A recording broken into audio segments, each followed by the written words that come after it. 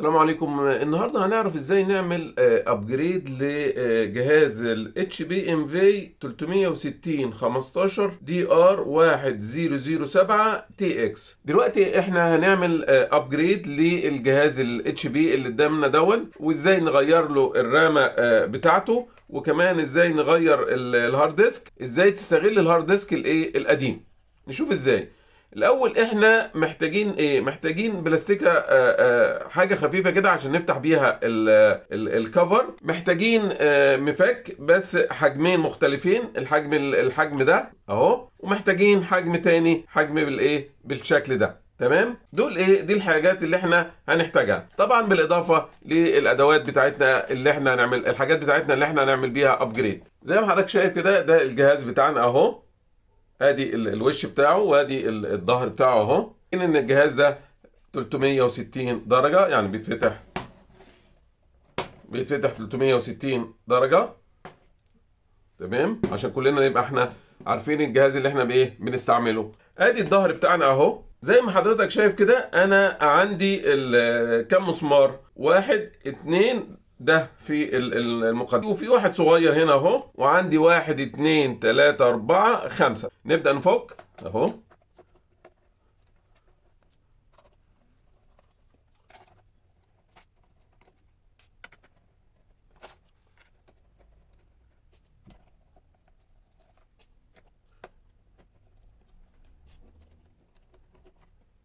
دول طبعا اللقمتين اللي احنا هنستعملهم عشان نفك المسمار الكبير، وده عشان نفك المسمار الصغير اهو. زي ما حضرتك شايف، نبدأ نغير اللقمة دي ونحط اللقمة التانية عشان نفك المسمار الصغير.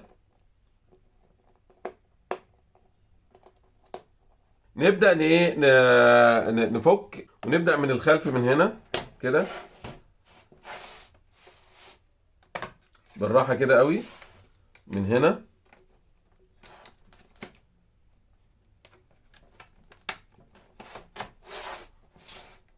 اهو.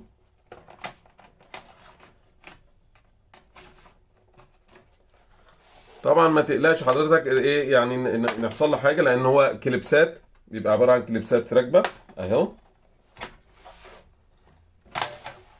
كده اتفك معايا الظهر بتاعي زي ما حضرتك شايف اهو. ادي الظهر بتاع الجهاز، حاجه كده قويه لانه المونيا، الحقيقه حاجه فعلا محترمه. ادي الجهاز بتاعنا اهو زي ما حضرتك شايفه. نرجع اللقمه تاني الكبيره، لان احنا هنستعملها عشان نفك المسامير الكبيره. تعال بس نستعرضه مع بعض كده. لو انت بصيت عليه، ادي ده مكان الهارد بتاعي، الهارد ديسك بتاعي، وده مكان الرامات، ودي البطاريه. ادي البطاريه بتاعتي اهي. لو انا عايز اغير البطاريه، الحقيقه في مسمار هنا اهو،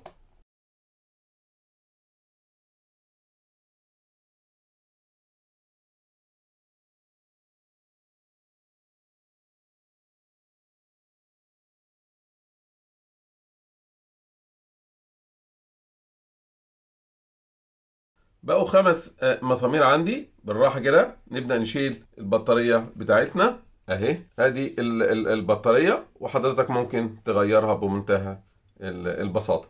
تمام، هيبقى عندي ده الهارد ديسك بتاعي اهو، المسمار بتاعه هنا. خلي بالك من المسامير، حاول تحتفظ بيها علشان ترجعها تاني زي ما كانت. فك كده بالراحه. ادي الهارد ديسك بتاعي اهو، ويسترن ديجيتال. وادي الرامات هنا في المنطقه دي. بالراحه كده نبدا نشيل الغطا ده. ادي الرامات بتاعتي، كليبسين اهم في الجنب، تبدا تفتحهم كده اهي. ايوه، جميل. ادي الرامات بتاعتي اهي. يبقى احنا كده بمنتهى البساطه فكينا المكونات بتاعتي. تعال بقى نشوف ازاي نستبدلها. ادي عندي دي الرامه الجديده بتاعتي اهي، دي رامه جديده. الرامه دي 16 جيجا، والرامه دي كده 8 اهم. دول رامتين بالظبط زي بعض بالظبط. دي 8 جيجا، ودي 16 جيجا. دي ال 8. نبدا نحطها بالشكل ده اهو، ونضغط عليها ضغطه خفيفه كده، تروح راكبه معايا بمنتهى البساطه، وندوس عليها كده.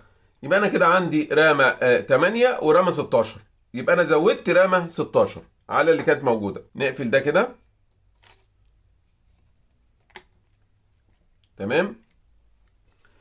نبدأ نشوف الهارد ديسك. انا الحقيقة جبت هارد ديسك اهو 1 تيرة، والهارد ديسك ده نص تيرة. انا دلوقتي هحدث الهارد بتاعي من نص تيرة ل1 تيرة. تمام.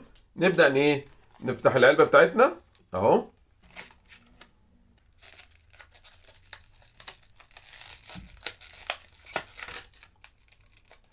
تمام. ادي الايه، الهارد بتاعي اهو. يبقى ده الهارد الجديد وده الهارد القديم. ده 1 تيرة، ده 500.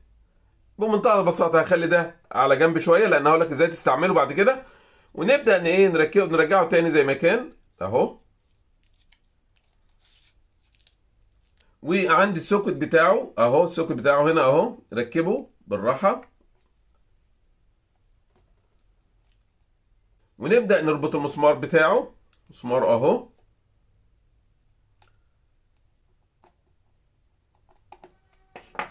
يبقى ده الهارد القديم النص تيرة، وده الهارد التيرة. وعندي بعد كده ادي البطارية، لو ما فيهاش حاجة خلاص هنرجعها تاني مكانها. ولو حضرتك عايز تستبدلها تبدأ تستبدلها بالبساطة اللي انا وريتها لحضرتك دي. نبدأ نرجعها تاني مكانه اهو، بتبات هنا. وتبدأ تجمع المسامير بتاعتك الخمسة.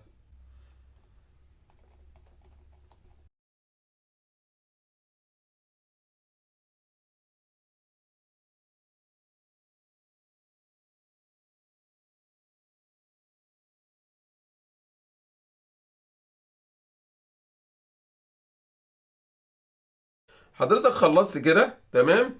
بقى معانا بعد ما ركبت معايا الهارد القديم اهو، هقول لك ازاي نستغله دلوقتي. وكده احنا قفلنا الجهاز بتاعنا، اطمنا ركبنا الفلاشه، زودناها 16 جيجا. وركبنا هارد 1 تيرا، والبطاريه الحمد لله ما فيهاش حاجه. نبدا نرجع الكفر بقى بتاعنا، لان انا كده خلصت اهو.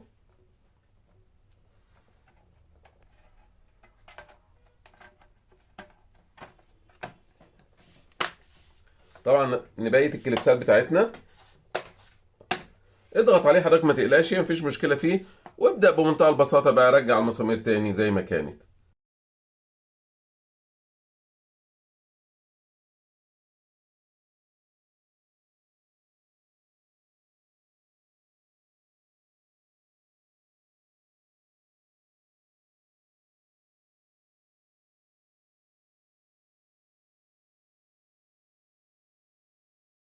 وفي واحد في الامام اللي هو بالايه، بالمنفك باللقمه الصغيره اهو.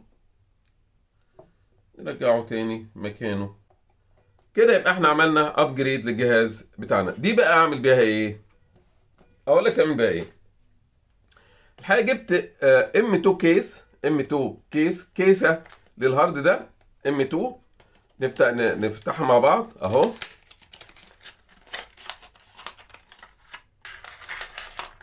دي عباره عن ده الكابل بتاعها، ده مفك صغير تشتغل بيه. وادي الكيسه اهي. ده الهارد القديم وده الكيسه بتاعتنا. هنبدا نفك المسامير بتاعته عشان نركب الهارد ده.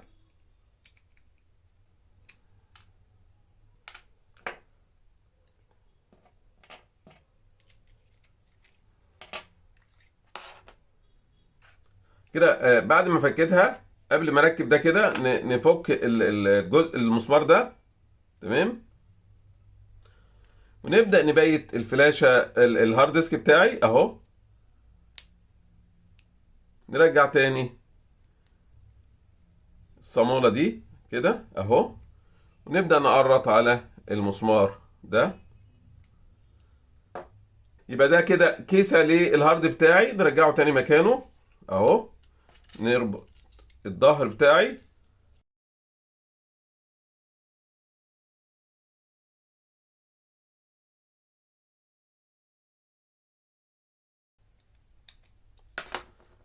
جميل قوي. بقى ده هارد ديسك نص تيرة، استعمله هارد ديسك خارجي. وبرضه لو حضرتك عايز تبيع الهارد ديسك القديم مفيش مشكله. كده يبقى احنا عملنا ابجريد للجهاز الاتش بي واستغلينا الهارد ديسك القديم. سلام عليكم.